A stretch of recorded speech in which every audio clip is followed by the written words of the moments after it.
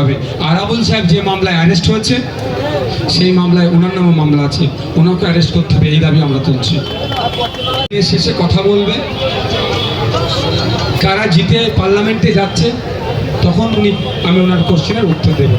আর পার্লামেন্টে আমরা পাঠিয়ে দিলে আর নতুন করে উত্তর দেওয়ার প্রয়োজন হয় না।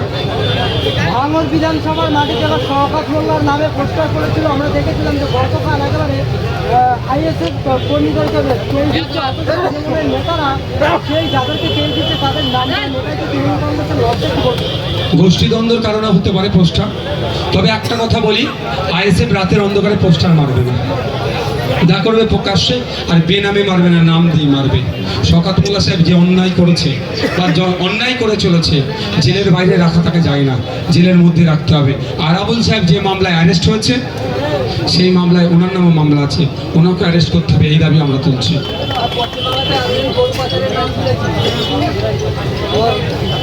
আগে দেখলাম সবুজ সাথী প্রকল্প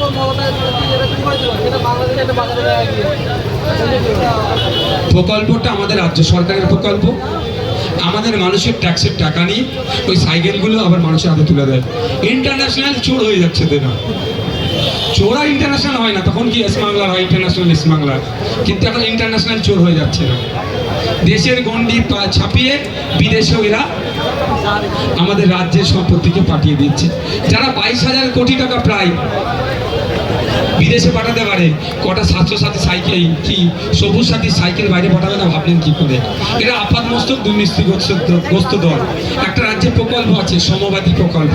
এই প্রকল্পের মাধ্যমে কেউ মারা গেলে, গরিব মানুষ হলে শেষকৃত্যের জন্য বা কাফন দাফন বা দাহ করার জন্য 2,000 টাকা করে দেয় গরিব মানুষদেরকে।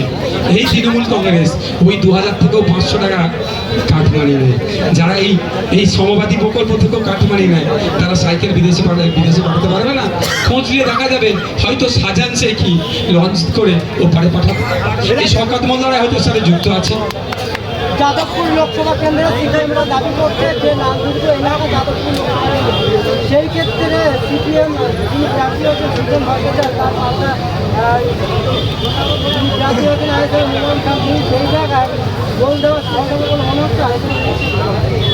বুঝতে পারলাম না, ফাটা বন্ধ করে দেওয়ার।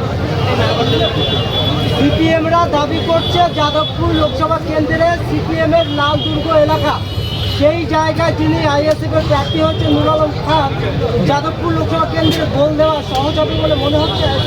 কি বলবেন ভাই? ওই দুর্গ ভোট ব্যাংক ওসব আমি বিশ্বাসী নয়।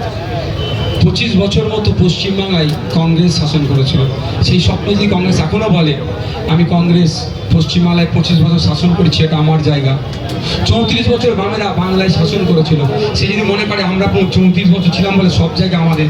12 বছর ধরে পশ্চিমবাংলায় তৃণমূল শাসন করছে, ভাঙড় তাই ওদেরকে দিয়ে দিতে হবে, কুলপি ওদেরকে দিয়ে দিতে হবে। বাংলায় আমরা শাসন করছি, যদি কেউ ধরে রাখে তাহলে সে দিবা স্বপ্ন দেখছে। মানুষ কাকে ভোট দেবে সেটা দেখার বিষয়। আমরা চেয়েছিলাম ঐক্যবদ্ধ লড়াই করতে, তারা ঐক্যবদ্ধ লড়াই করেনি। তারা তাদের মতো লড়াই করছে, আমরা আমাদের মতো লড়াই করছি। মানুষ যদি সংখ্যাগরিষ্ঠ মানুষ আমাদেরকে চায়, আমরা পার্লামেন্টে যাব, আমাদের পরিবর্তে যাকে চাইবে তারা পার্লামেন্টে যাবে। তবে ভরসা বিশ্বাস মানুষের কাছে করছি। মানুষ বিকল্প খুঁজছিল, মমতা ব্যানার্জি এবং বিজেপির এই অন্যায়ের বিরুদ্ধে, বিভাজনের বিরুদ্ধে, এই সাম্প্রদায়িকতার বিরুদ্ধে চোখে চোখ রেখে আইএসএফ লড়াই করছে। কোনো সেটিং করে চলছে না আইএসএফ, মানুষ এটা বুঝে নিয়েছে। সেই জন্য আইএসএফের ছায়া তলে আসবে, আইএসএফকে যাবতীয় থেকে পার্লামেন্টে পাঠাবে। 26,000 মানুষের চাকরি যাওয়ার পরে মুখ্যমন্ত্রী বলছেন যে বিচার ব্যবস্থাকে কেন্দ্র সরকার পরিচালিত করছে এবং নজিরবিহীনভাবে বিচার ব্যবস্থার উপরে আক্রমণ করছে। বলার তো কোনো জায়গা নাই। বিচার ব্যবস্থার প্রতি যদি ভরসা না থাকে, ইডি সিবিআইয়ের হাত থেকে বাঁচতে গিয়ে ঘন ঘন সুপ্রিম কোর্টে ছুটছে কেন, ডিভিশন বেঞ্চে ছুটছে কেন? বিচার ব্যবস্থার প্রতি ভরসা যদি না থাকে, নওশাদ সিদ্দিকীদের রাজ্য সম্মেলন করার জন্য কলকাতায় ডিভিশন সিঙ্গেল বেঞ্চ রায় দিয়েছিল, চ্যালেঞ্জ করে ডিভিশন বেঞ্চে গিয়ে স্টে করলো কেন, জায়গা চেঞ্জ করালো কেন? তখন প্রভাবিত করেনি, যে অন্যায় করেছে মমতা ব্যানার্জি কাজ হবে, ভুল স্বীকার করে পদত্যাগ করে নেওয়া। আমার আগের বক্তা আমার অ্যাডভোকেট নূর আলম খান একটা কথা বলেছেন, আমি সম্পূর্ণ সহমত হচ্ছি না, আমি ওটাকে বলবো একটু রেকটিফাই করে দিতে চাই। যারা টাকা দিয়েছে তারা নামগুলো বলুক এবং রাস্তায় রাস্তায় পোস্টার লাগিয়ে দিক, অমুকজন অমুকজনকে চাকরির জন্য এত টাকা নিয়েছে, তাদের ঘরে গিয়ে চড়াও হলে law and order situation create হবে।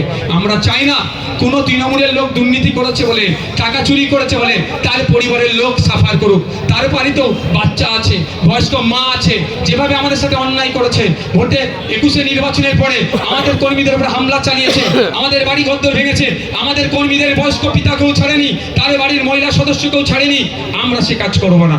আমরা বলছি কি, যে টাকা নিয়েছে তার নামে বড় বড় পোস্টার হোক, যদি পোস্টার ছাপানোর টাকা না থাকে আমাদের সাথে যোগাযোগ করুক, আমরা বুথে বুথে তার নামে 100 করে ওয়াল পোস্টার ছেপে দেবো, তাদের বলবো দেয়ালে গিয়ে মেরে দাও, চাকরি চোরগুলোকে জনমানুষে নিয়ে চলে আসো। কল্যাণ বন্দ্যোপাধ্যায় বলছেন যে সুপ্রিম কোর্টে গেলে এই রায় 5 মিনিটে টেস্ট অর্ডার পাবে। এখন কটা বাজে রে ভাই? কালকে হয়েছে তো, কালকে হচ্ছে, এখনো পর্যন্ত সুপ্রিম কোর্টে গেল না কেন? এটা আপনারা জানেন কি? এটা সুপ্রিম কোর্টে মামলাটা গিয়েছিল, সুপ্রিম কোর্ট আবার হাইকোর্টে ঘুরিয়ে দিয়েছে। এখানকার যিনি চিফ জাস্টিস অফ ক্যালকাটা হাইকোর্টকে নির্দেশনা দিয়েছিল, তিনি বেঞ্চ তৈরি করে এই মামলাটা দ্রুত নিষ্পত্তি করার জন্য মিসগাইড করছে। কল্যাণবাবুরা আবার মিসগাইড করছে। জয়নগর লোকসভা কেন্দ্রে তো সুপ্রিম কোর্টে গেল, যাক না, যদি যাওয়ার প্রভিশন থাকে কেন বারণ করবো আমি? যাক। কিন্তু একটা কথা বলি, মুখ থুবড়ে পড়বে, মানুষের ট্যাক্সের টাকাকে আবার নষ্ট করবে, এর জবাবও কিন্তু কল্যাণবাবুদেরকে দিতে হবে। জয়নগর লোকসভা কেন্দ্র এবং সরকারগোল্লা বলেছিলেন যে অভিষেক ব্যানার্জি আমাকে দায়িত্ব দিয়েছে, ঈদের পরে আইসিএফকে শেষ করার দায়িত্ব দিয়েছে। অন্য কারো কথা বলো, আমি উত্তর দেব।